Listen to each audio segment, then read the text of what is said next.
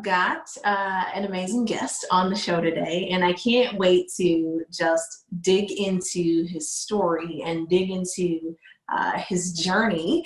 So Kevin Hofmann, welcome to the show. Hey, Candace, thanks for having me. Yes, thanks for being on.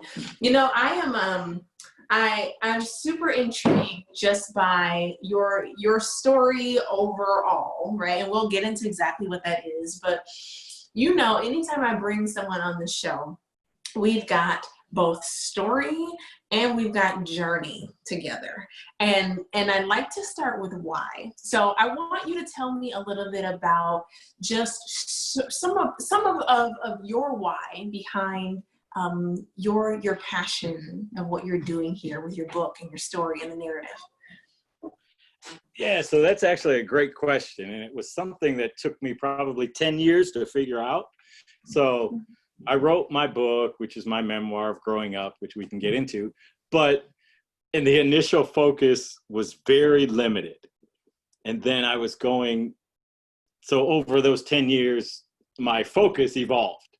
And so one of the things that I moved into was doing diversity and inclusion work. And I partnered with a good friend of mine that I've known for over 40 years. And he's big into business. And he asked me that same question: why did you write the book? And my initial question was, well, I wrote the book and I speak and train from that book because I wanted to help families like my family. So I grew up in a white family, adopted by a white family. I'm biracial. And so my initial focus was, I'm going to focus on the white parents that have adopted children of color. And man, my wife told me this when I did this, that was too narrow. And it was way too narrow. And so I'm doing this exercise with my friend. He asked me why, and I give him the answer. I just want to help families like mine. I want to help white families raising children of color and give them the roadmap that we didn't have. And so then he said, okay, that's good. Why did you want to help those families? And he kept asking me why. It's the exercise, it's a great exercise if you're into business. It's called the 5 whys. And so you keep asking yourself, why? So we did that for 5 times. And the ultimate reason, which was the most compelling reason and really why I got into it, was because as a person of color, I simply wanted to be heard. And so that then branched out and gave me freedom to say, okay, what if there's a more global message here? Not only for white parents raising children of color, but what if it's a more global message that can impact schools and kids and organizations? And so then I started to get into diversity and inclusion work. And so the big push, so it went from writing this book to, I want to work with organizations and schools so that we can create an environment where all children, students, employees can thrive. And we have to create an environment where the guy with the red Make America Great Again hat and the guy with the Black Lives Matter t-shirt can somehow still coexist, because they're on opposite ends of the spectrum.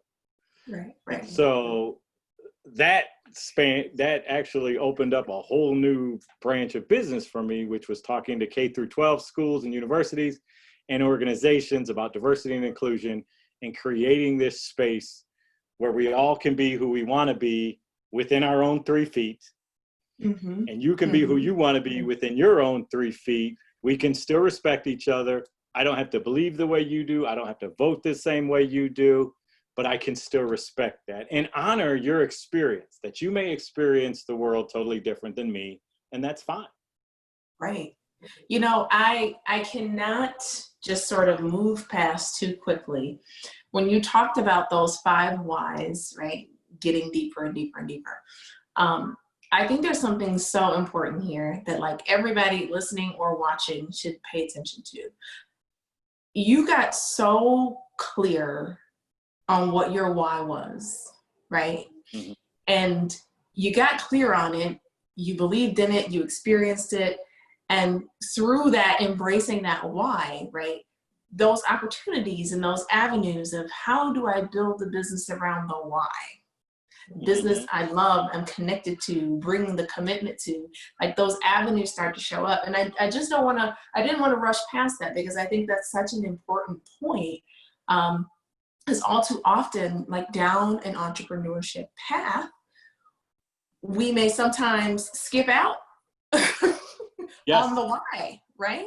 Yeah. And being connected to a business in favor of, okay, this one is lucrative. I'm going to jump into this, which is an avenue that's well and good, but I love how connected you are to the why.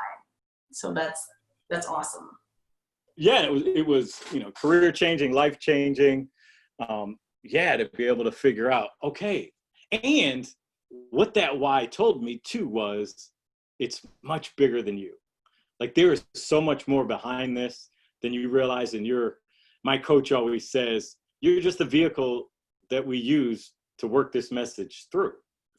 And so it meant also for me to stand up and accept that I had something that important to share with people that could change people's lives. Yes.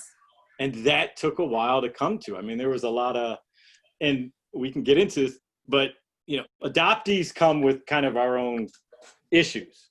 And one of the biggest issues I have is in relationships.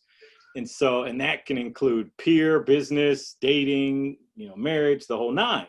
And so I had to convince myself and tell my adoptee mind that you are the one to carry this message, that you are worthy to carry this huge message. And man, I got to tell you, these last 3 years have been great for business because we're so splintered in this country because of, our beliefs and, how we. That again is something to not miss. I'm like, Kevin, we're only a few minutes in, but there's some seriously deep things here that I think we all struggle with. And I know I've been there before, right? That you have something, that you have a message, you have experiences that are unique that can help other people. But sometimes, right, our own mental blocks or whatever it is can kind of keep us from sharing that with others when they need it. Yeah, exactly. Right. Yeah. And that's one of the things I started really honing in on was there's a reason why you went through that. So, I'm a Christian and we hear this a lot, by his stripes, we are healed. But that can also apply to us. Like, so I went through some junk so I can teach you so you don't have to. Right. And I think that's huge. So sometimes it can be so easy to get down in the dumps about, man, my life was so hard them first 3 years, and man, life wasn't fair. And this is a message that you can tell everybody, but especially for adoptees, which is understand that we have gone through more things than a lot of us, more things in the first 5 years of life than most people go through in your lifetime. Wow. And that wasn't for anything. There's a great book out there by Paul Tough, and he writes about how children succeed. What does it mean to raise a successful child, and how do you do that? And one thing he talks about is, everything has to be right. But one of the most intangible things you should have is grit, like that stuff behind you, that resilience. And that comes from the trials from your life. Absolutely. And so instead of getting down in the dumps about it, wow, you say, man, that tough early period in my life built muscles in me to really sustain success later on in life. And so that's a huge message I've learned recently. So do you, knowing that you have a message that is deeply personal, right? Knowing that you have that, and now finally coming around to the fact that it's something that you have to give to the world. People need what you're saying. Did you deal with any struggles or circumstances that might have made you say, oh, maybe I can't say that. Maybe I shouldn't say that. Early on, I did. And early on, I was training adoptive parents who adopted children of color, or white parents who adopted children of color, or were fostering children of color. And so early on, I would often get this one question, man, I missed the ball on this early on because I didn't want to offend people. And so the question was always, we're a white family that lives in a white community. We're raising a black child. Should we move to a more diverse neighborhood? And I would hem-haw around that because I just didn't feel comfortable saying you should change your life that drastically.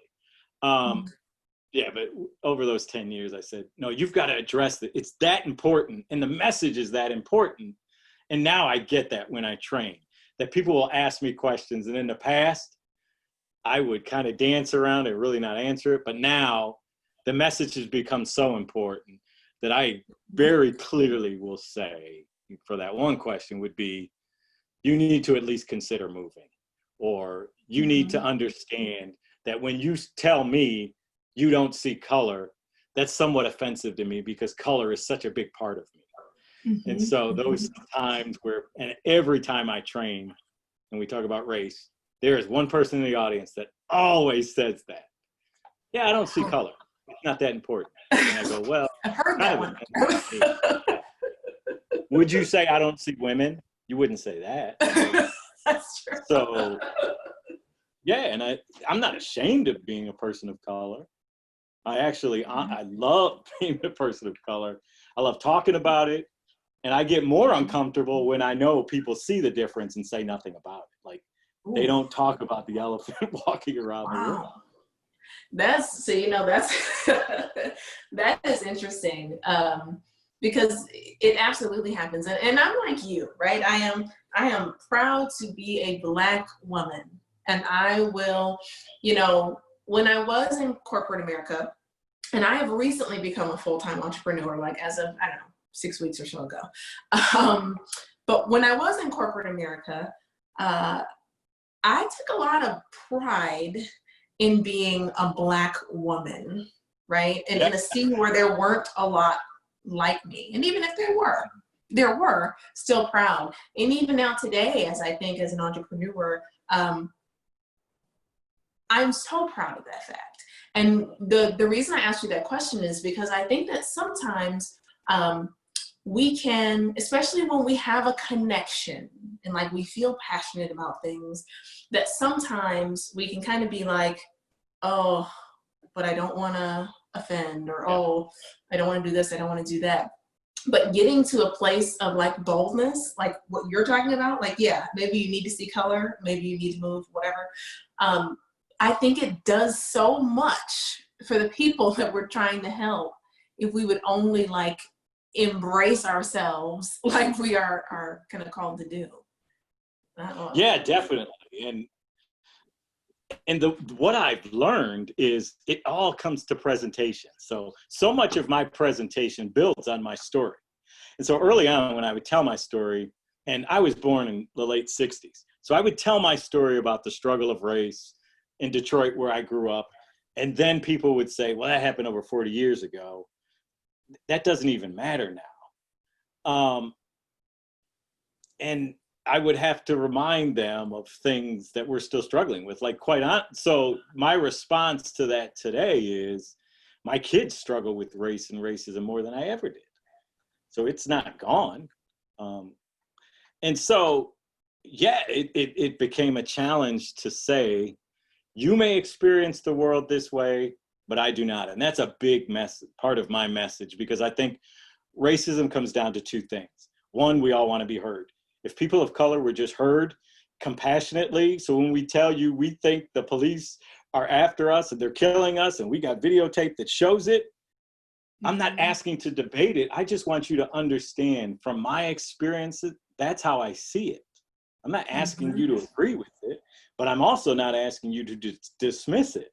Oftentimes we'll share our experience in this country as a person of color, and then everyone wants to tell us why we're wrong. Well, no, you're too sensitive. You're always pulling the race card. You shouldn't look at it like that. That's how I am built. That's how I was raised. This country raised me to see race so much. So I have to hit it head on.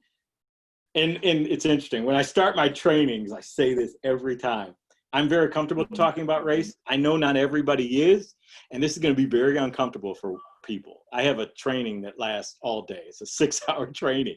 And I tell people, when was the last time you ever spent 6 hours talking about race? You don't ever get that opportunity.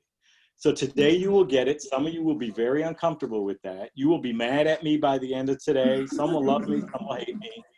But understand, I'm sharing from my experience. And all I'm asking you to do is just hear me. Mm-hmm. Yeah, and it's important to get people uncomfortable about a topic that is important. Like, we live with it every day. So it's not, you know, something novel or special in a box. It just it is what it is. So and you're right. It impacts us ahead. Every day. It impacts us every day. Mm-hmm. Every single day. So talk to me, Kevin, a little bit about you pursuing this business. You know, you're doing the training, you've got the book, you know, you're in schools, that type of thing.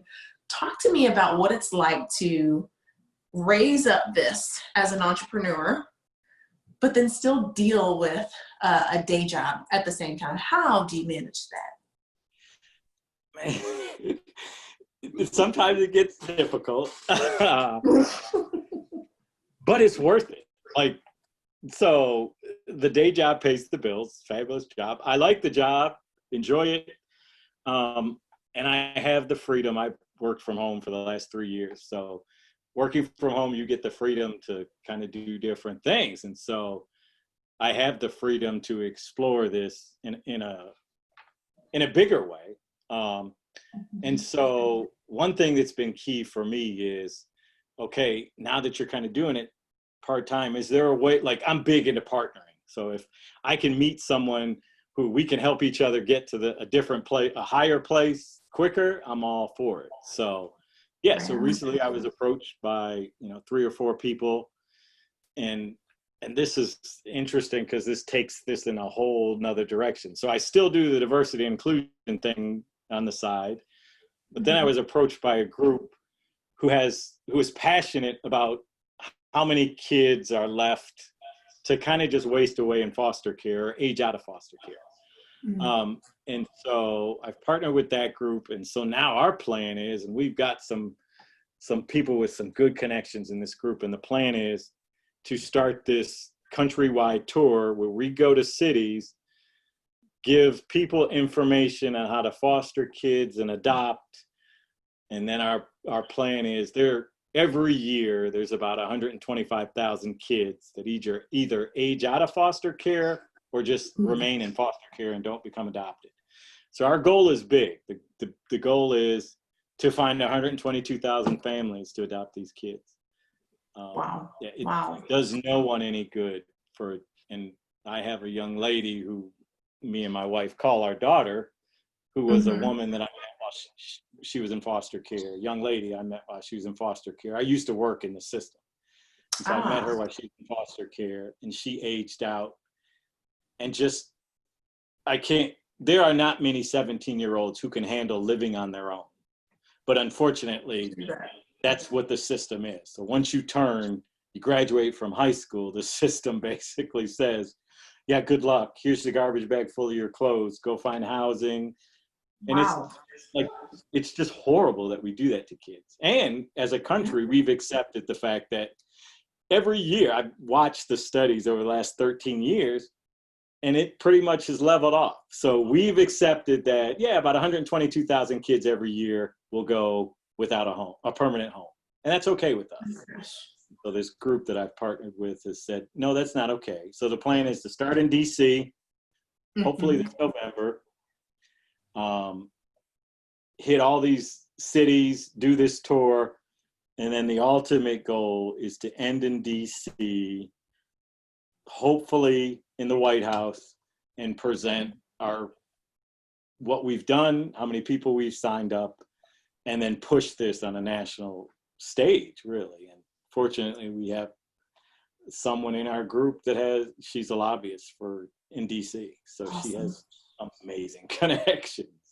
That's awesome. And I just want to underscore for a second, just the power of starting and pushing forward no matter what is going on.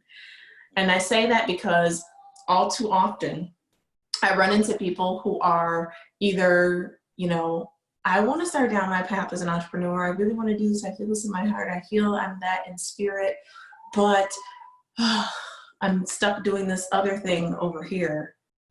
That is not an excuse. And again, you have proven time and time again, like just in the course of this conversation, you're talking about going to go impact a major statistic happening right now for youth. These youth coming out of foster homes who have nowhere to go across the country, right? And you are pushing forward in that business as an entrepreneur. Yes, this other stuff still exists over here, but hey, this is going on right now. And I think that's just an important point and engagement point for those that are listening and watching. Because a lot of the folks that are listening and watching they're trying to build a side hustle. They want to one day have it be everything they do, but you do amazing things like where you are. When you are called to do it, you do it. I love it. And don't get so stuck in, and I spent 10 years so focused on the only thing I can do is adoption and foster care. And what I didn't realize was that I'm dealing with nonprofit organizations most of the time, or public organizations that don't have a lot of extra money. And so then I started working at schools and universities, and I was like, you have what kind of budget for this? Like, so that's been amazing. But what I've learned the most over the last couple of years was, how can you slice this in so many ways so that you can hit the foster care community, the adoption community, K through 12, universities and organizations. And that has been, and there were times when I was going to say, I'm not making it with the foster and adoption. I'm going to quit altogether. And it just meant enough energy to continually reinvent it and continually hone the message. And that has been at times exhausting, but also when it, like big project like this comes along, you're like, now I understand why I went through all that. Like I have this connection with adoption. I've spoken publicly the last 10 years, which is just going to help me now with this new group, because that's all we're going to do is just speak on this national stage. And I have built this business on simply telling my story in a way that people can relate, be attached to it, and quite honestly, hear messages from me that they may not have heard if I didn't tell these deeply personal stories and share myself with them. And that's the difficult thing when you're talking about race is, and I started putting this at the beginning of my presentation, is we have to come to a trust very quickly, because we're going to talk about some deep stuff. So you have to trust that I'm not here to out you, to hurt you, and I have to trust the same. But we're here to do some important work. And that seems to play really well. Yeah, when you're speaking, all I hear is like vulnerability. Yeah. Like I hear vulnerability. And I think that's something that we all have to walk away with. And I know for me, so that touches on something very personal, because I have tried hard to be more vulnerable personally, right? Just because you're very point, people they can connect with your story if you're willing to open a bit. Yeah, and just give it to them, however it hits you. I had the amazing opportunity, and we're still really close, but to be on stage with an adoptive mother, a birth mother, and me. So we all represent what's called in the adoption community, the triad, all the members of adoption.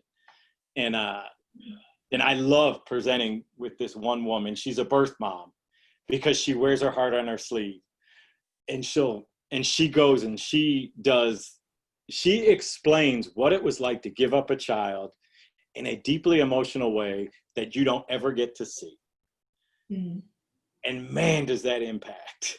And so now when I coach people, and so again, what's this branched into too is coaching other people, because I think we all have stories. So how do you get your story out there? And so I tell them, man, the more you can emotionally connect to your story, the more you bring people in. And so, Yes. so I was on stage with Dawn once, and she was sharing how she had just given up her child, and she gave up her child in December of the year. Mm-hmm. And so every December has been hard for her. And she explained how I just sat in the bathtub and just cried after I gave up my child. And you just don't hear that part of the story. And when she told that, we were in front of an audience full of adoptive parents who had never had thought deeply about the sacrifice that the birth mother gave so they could have children. Yes. And when she shared that in the deeply emotional way she did, man, we had one father came up just sobbing. And she spoke, she hit him in his soul. And it was only because she was willing to be so vulnerable in that. And it was beautiful, man. And so I encourage people, don't shy away from that. If you're going to cry, cry. Yes, you're going to make me cry right now, Kevin. Yeah. I'm doing this right now. And her and I will be working together. We're going to be writing her story, but her story is amazing. Her child was adopted by a famous couple. So she got to watch her child grow up through social media. Did she have contact with her child? No, the adoptive parents wouldn't allow that till the child was 18. So it was kind of weird. She kind of watched from the wings for 18 years while this child grew up. And of course, she was all over social media with the family. And so, so we're working to bring her story. I'll be her ghostwriter. I'll write the story, but she'll tell it to me. So. Wow. That is, and the thing is, like, when you're willing to be vulnerable, sometimes you don't even realize who is going to be impacted. Like, you may have an idea, but like, even right now, as you're telling that story, I'm just like, I have 3 children, right? 3 girls. And I'm just imagining what it would be like to either A, have given away my child, and or B, have to watch them from a distance. Yeah. And that is like, wow. A love, a sacrifice. Wow. Oh my gosh, you're almost going to make me like tear up here. This is taking me down a whole nother path. So last thing, before we jump in, because I'm sure there are people listening and watching that may want to, stay in contact with you, learn more from you. So we'll get that in a second. But before we get there, tell me, Kevin, what are your top tips for someone who wants to go on an entrepreneurial journey like you that is deeply personal? The biggest lesson I've learned lately it was interesting. So I have 2 boys, one's in college, one graduated college.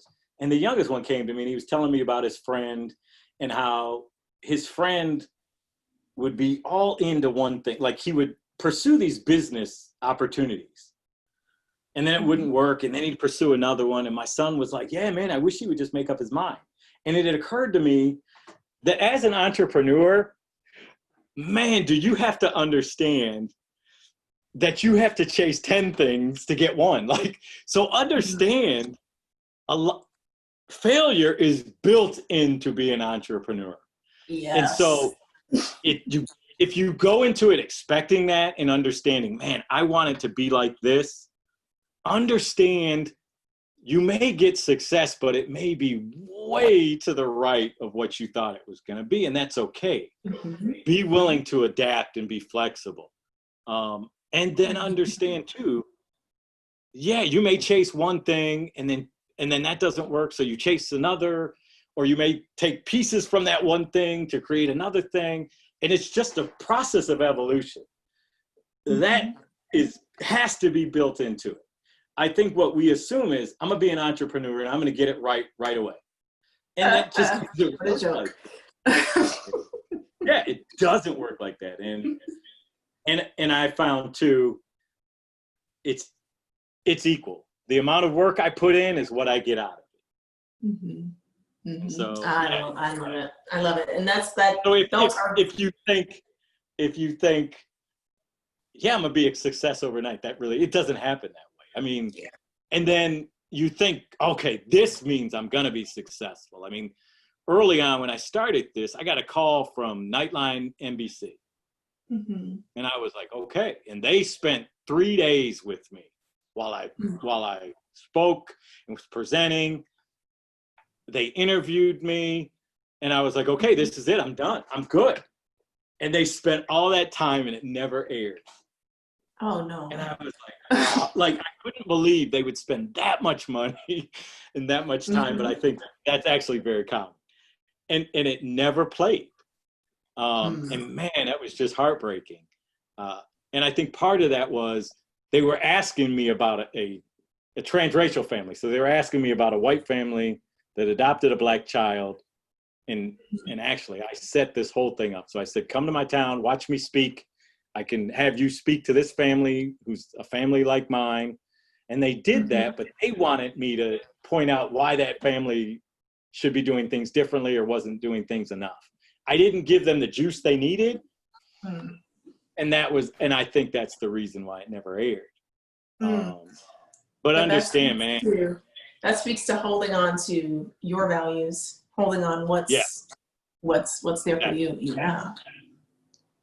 Oh my gosh. Well, those are great tips. Those are fantastic tips. And I 1,000% back you on that, because what you start off with is likely not what you end up with. And that's okay. It's actually beautiful. And it's actually better. It's better, Yeah. Absolutely. Well, Kevin, if people are wanting to get connected with you, maybe even read the book, how should they learn more? So you can find me at so here's the book. It's the name of the book, Growing Up Black and White. That's how you spell my name. So you can find me by going to growingupblackandwhite.com or kevinhoffman.com, 1 F and 2 N's. You can follow me on Twitter and Instagram, which is the same. It's Kev Inclusion.